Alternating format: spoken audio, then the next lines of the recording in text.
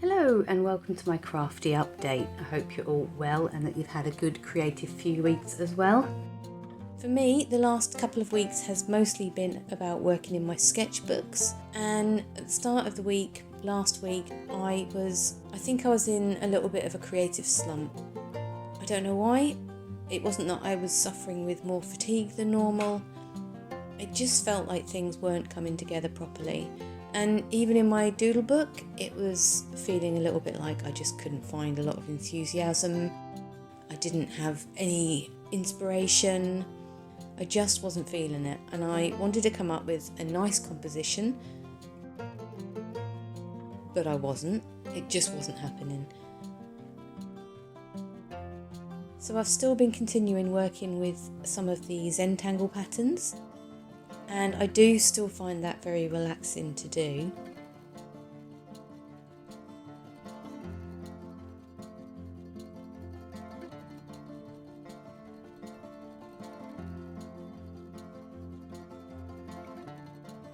But I think as well, coupled with the fact that a lot of my colours are now running out, and I'm finding myself working on a more limited palette as well.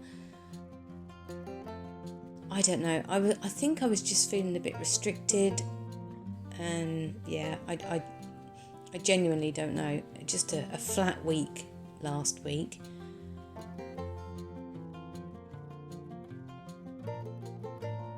So with the colours that I had left, I just tried a few different colour combinations. I'm using fine liners and the felts and the manga pens, and I did add a little bit of watercolour paint as well. But yeah, I didn't feel like any of these colour schemes were working. Just the mojo had gone last week. Anyway, I decided to go back to basics with some plain and simple neurographic art. Because it seems to be that come what may, working on a neurographic picture with the neurographic technique, 9 times out of 10 you will end up with a fairly pretty picture, and it takes no thought and no effort, just a little bit of time. So that's what I decided to do. One of my top subscribers, Lisa, had recently said that they'd used a dip pen for their neurographic art. And I thought, oh, that sounds like a good idea, I'll add it to the list. So that's exactly what I did with these next 2 pictures. I had my dip pen, I had a medium nib on it, and I just went with it. I think the thing is that when you have a run of bad art, it really does slow you down. It can really just kick you down even further, and you can just feel like giving up. So I kept it basic and simple for the next few pictures as well. So fueled by my lack of colours, and I treated myself. Oh, I really did treat myself this week. I replenished with my usual gel pens for the neurographic art. I got some more of these Helix Oxford colour gel pens. There's 10 in the pack here. And they're quite fine nibs, they're 0.7mm nibs.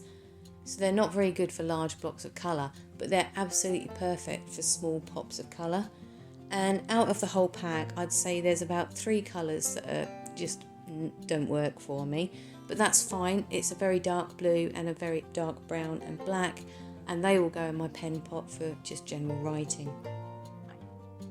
So they cost $1.99 from Home Bargains, and also from Home Bargains I picked up some more of the Zebra Doodles pens. This is my 3rd pack of Zebra Doodles, and they are a glittery splash of fun on the page. They cost me £2.99. In Tesco they cost £5, so it does pay to shop around. So yeah, £3 or £5.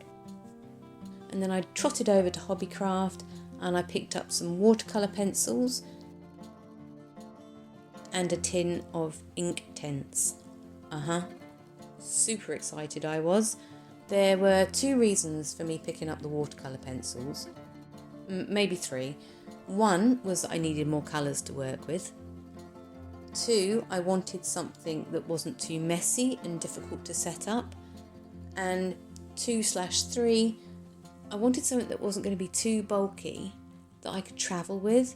You know, I'm hoping to go away on holiday later in the year. My watercolour palette leaks and I don't want to make a mess everywhere. I don't want to be sitting around making a mess. So I wanted something that was going to be portable and not messy. And I've got 3 lonely watercolour pencils already. I started using those in my first sketchbook.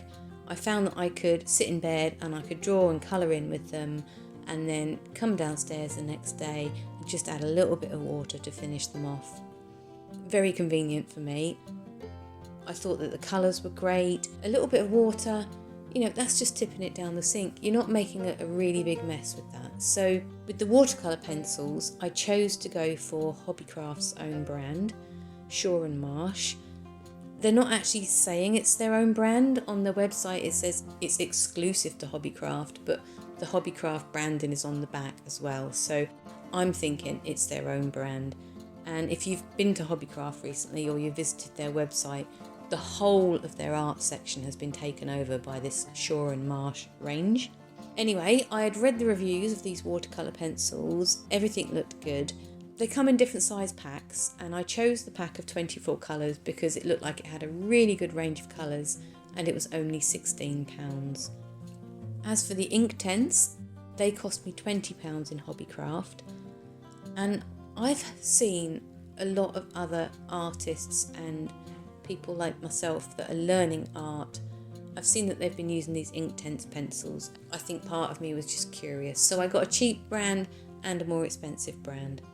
Although I don't think I can really compare the watercolour pencils to the Inktense pencils because I think it's a different type of pigment, because the Inktense you can use on fabric and it's permanent, whereas the watercolour pencils you can rework that. Just whilst I'm talking about what I picked up in Hobbycraft, I should just mention that I picked up a new A4 sketchbook. This is because my Doodle book is running out and my last 2 Neurographic / Zentangle sketchbooks were A4 and I really liked drawing on that size. It's been refreshing to go back to a smaller size, but I think for some of the Zentangle patterns, I think you need a bit of space to spread out. I haven't got that in the Doodle book here. And yeah, it's running out anyway. I'll probably have finished it in 2 or 3 weeks' time. And I was in the shop and I thought I'd just get it whilst I was here. So this is another Shaw and Marsh branded sketchbook.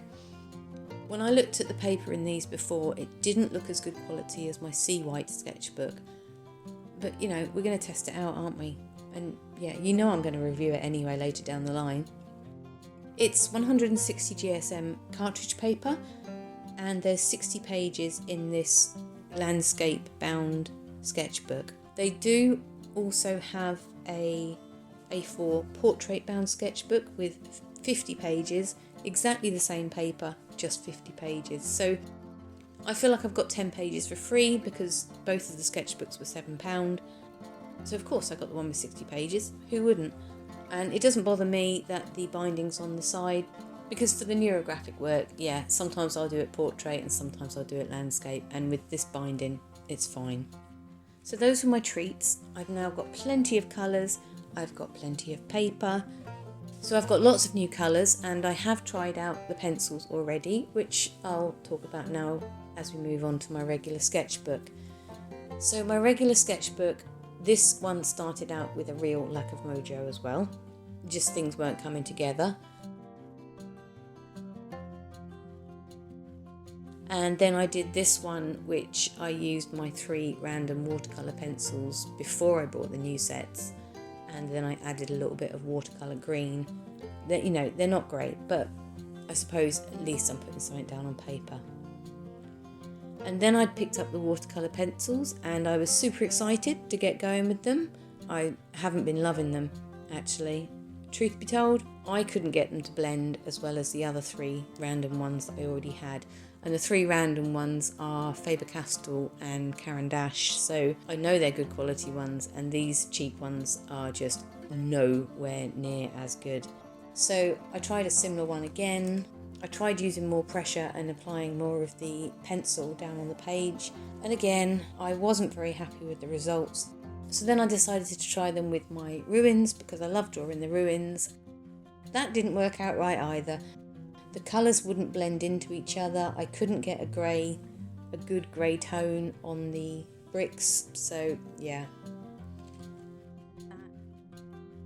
At this point, I decided the only thing I could do is draw an apple. Whenever you get a new art medium, try it out with an apple. It's one of the simplest things to draw and it doesn't take a lot of time. So I tried doing an apple. It's fine. I've got a lot of pencil marks still showing through and I don't mind it in that kind of a picture. For me, the pencil lines are helping give a sense that it is actually a watercolour pencil that I'm using.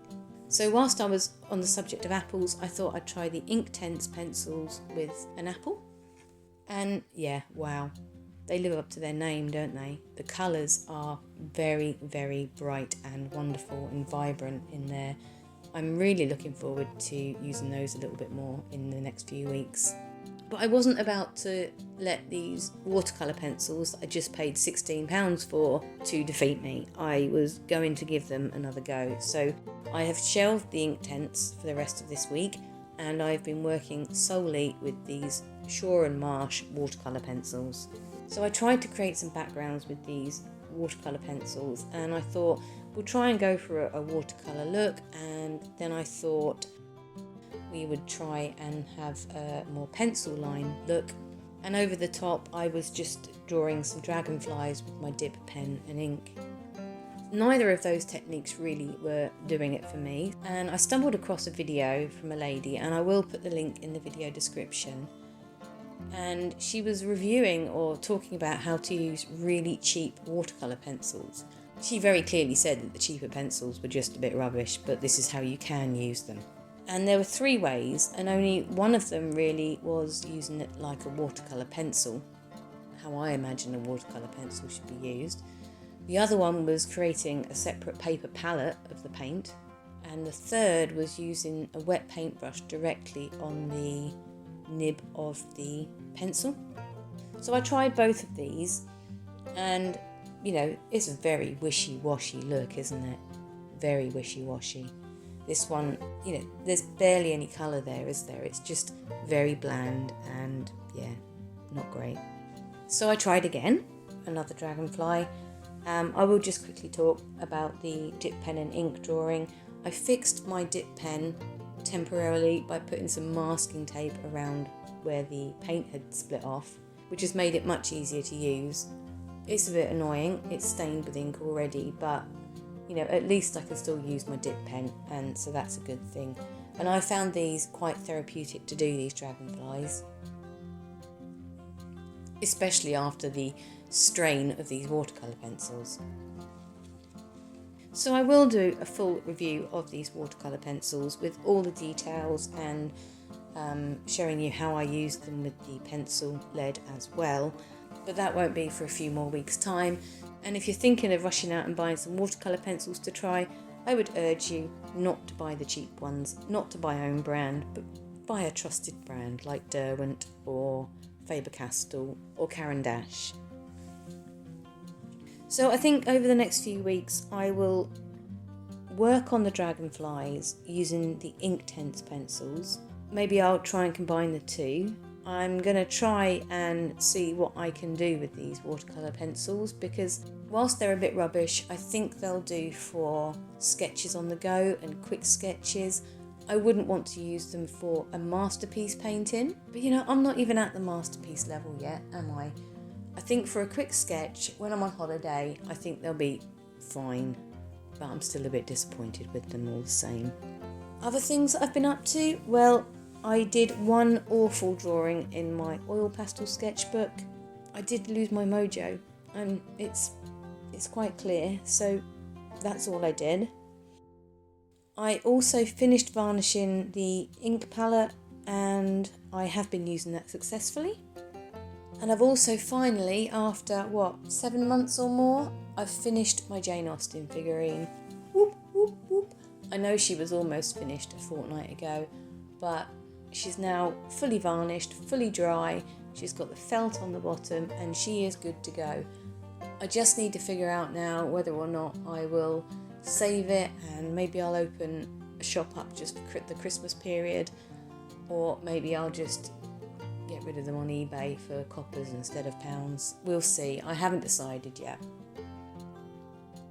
So that is pretty much everything I've been working on. It doesn't look like a lot, but in some ways it is quite a lot, because these full drawings with the watercolour pencils have taken, quite a while to do. So I think the only thing left now is my little health and life update, and this week it will be very brief. I am struggling quite a lot with fatigue today. I don't think it was the fatigue that made me lose my mojo, because I don't think I was suffering with it in the first week of this fortnight, but I do find that when the tiredness comes, I'm finding it so hard to lift my arms and do chores, but it's fine. Things could be a lot worse. I've been using the steroid cream on my face and it's pretty much stopped the flaring. It's still there a little bit. I've got another 3 weeks of cream to use, so yeah, we'll see how that goes. I don't think it's fixed it completely, but it's definitely lessened the reaction. So I'm really sorry that I've not had anything too exciting or wonderful to show you this week. Hopefully I'll get over this art slump and have something a little bit better to show you next time.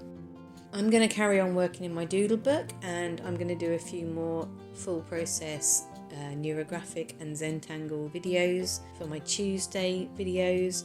Yeah, it's quite likely I'll finish my regular sketchbook up in the next 2 to 3 weeks as well. Probably not before my next crafty update, but we'll see how much I enjoy the Inktense pencils, huh? So yeah, thank you for watching. Do let me know what you're working on. One of the great things about YouTube is that the inspiration can come from many sources. It doesn't necessarily come from the video itself, but it can come from someone's comment on the video. So if you've got any thoughts, ideas or inspiration, do share, because they may not just help me, but they may also help inspire someone else that you just don't know. Let's share the creativity. Anyway, I'll be back in 2 weeks' time, and there will still be the regular full process videos on a Tuesday of all the Neurographic and Zentangle and Doodles, and a few other videos along the way as well. So until next time, stay crafty or arty.